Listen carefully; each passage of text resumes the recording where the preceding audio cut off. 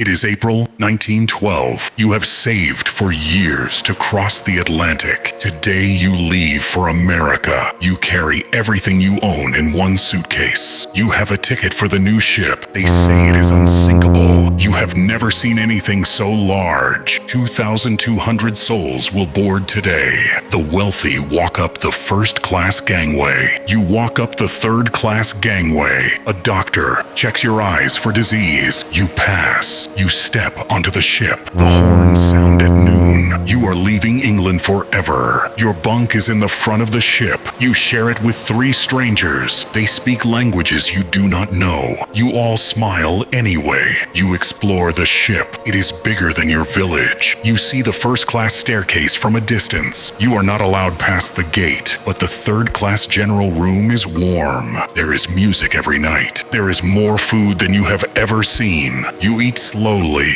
You do not waste any. On deck, the ocean is everywhere. You have never seen the sea before. You watch the sun set on the second day. You write a letter home. You tell your mother the ship is a palace. You tell her you will send for her. You befriend a girl from your hallway. She is also going to America. She has a sister waiting in New York. She is afraid of the dark water. You tell her the ship is unsinkable. You believe it. On the 4th day, the air gets colder. The sea is too still. Sailors say it is the smoothest crossing they have known. You sleep well that night. The 5th day, Sunday, April 14th, you attend the morning service. By evening, the air has teeth. You have never felt cold like this. You go inside. 11:40 at night, you feel the ship shudder. A long, low scrape. Then nothing. The engines have stopped. You go into the corridor. A man laughs about ice on deck. You laugh too,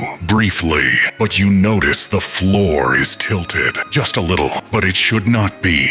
A steward knocks on every door. He says to put on life belts. He says it is only a precaution. You go up the stairs. At the top, a locked iron gate. You wait. You wait a long time. You hear music from above. You hear shouting from below. Finally, a sailor opens the gate. You lose her in the crowd. You shout her name. She does not answer. You step onto the boat deck. The deck is full of people, and the deck is tilted. Officers are shouting. Women and children only. You step back from the lifeboat. You are a man. You wait. You see her again. You wave her toward the boat. She mouths something you cannot hear. The boat lowers. You run to the rail. She looks up at you. You raise your hand. She raises hers, and she is gone. There are not enough boats. There were never enough boats. The deck tilts further. Water reaches the bridge. The musicians keep playing.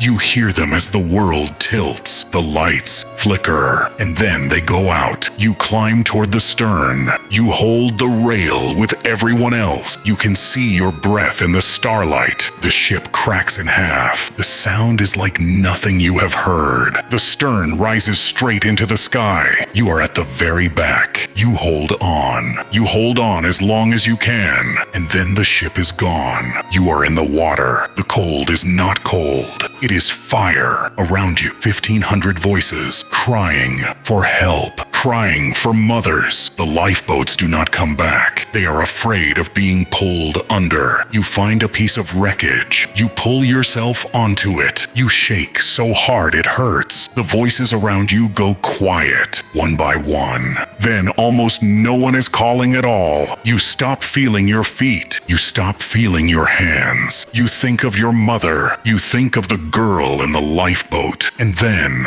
a light on the horizon. The Carpathia. They lift you out of the water. You cannot speak. You look for her, and you find her. Of 2,200, only 700 lived. You survived the Titanic. 1,500 people did not. The world that came after never built another ship without enough lifeboats. But the cold of that water never left you, and neither did the music, and neither did her face.